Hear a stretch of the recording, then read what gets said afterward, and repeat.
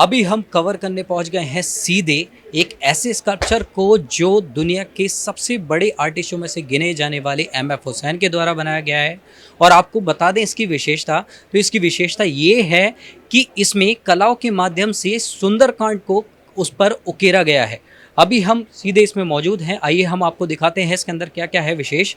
सबसे पहले जो अगर हम दिखाना चाहें तो इसमें आप देखेंगे कि ये एक डिफ़ाइन करती हुई एक जो कलाकृति यहाँ पर उकेरी गई है, इसके अंदर सभी तरीके से डिफ़ाइन किया गया है। जैसे कि आप इसमें देख सकते हैं कि हनुमान जी लंका की तरफ कूच कर रहे हैं और इसमें जो एक ये रावण की भी इसमें एक छवि उकेरी गई है जो डिफ़ाइन करती है कि ये जो सुंदरकांड का इसमें एक विज़न एक नज़र आता है।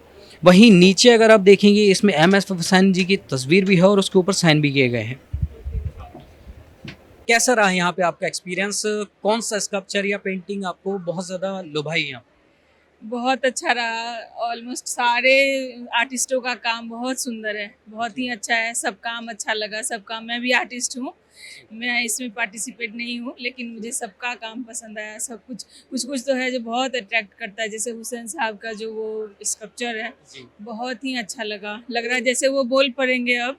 तो तो जिन्होंने अगर हम देखें, जो एक नॉर्मल आंखें नहीं देख पाती वो एक आर्टिस्ट की आंखें देख लेती हैं, जी, क्योंकि जो हीरे की परख होती है वो जौहरी को होती है। तो अगर हम बात करें कुछ पेंटिंग्स की, जैसे अगर हम एम.एफ. हुसैन की ये वाल्मीकि जी के एक सुंदरकांड को उन्होंने एक पर्दे पर उकेरा है, जिसकी भी हाँ। आपने भी बात करी, तो इसमें आपको उनका क्या बेहद ज़्यादा लुभाया इसमें कि जो लोगों को ये देखना ही चाहिए और इससे सीख लेनी चाहिए?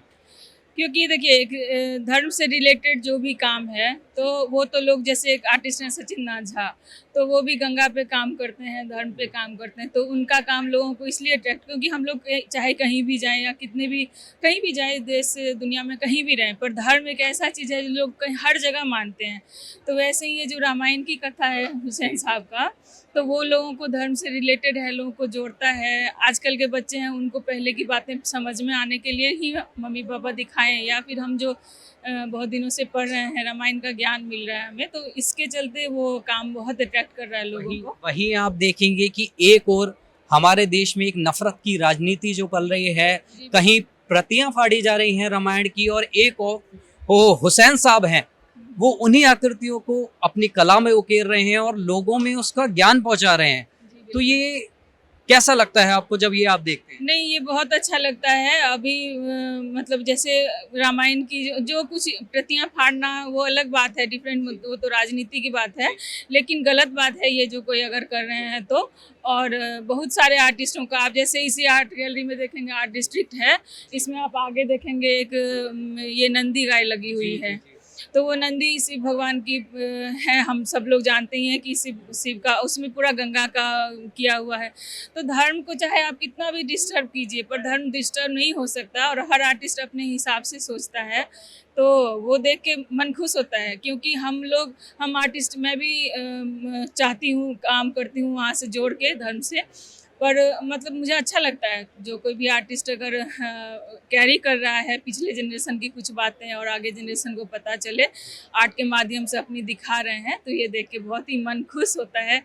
और हम लोग भी चाहेंगे जैसे उन आर्टिस्टों को फॉलो करना और देखना और कुछ सीखना उनसे, तो ये अच्छा लगेगा मुझे। अभी खासकर वो यूथ मौजूद है जो अपनी क्रिएटिविटी को और चार चार चांद लगाने के लिए यहाँ पर आते हैं। वो देखते हैं कि क्या कोई बंदा कैसे सोचता है, क्या अपने जो विचार हैं उनको कला में कैसे प्रस्तुत करता है।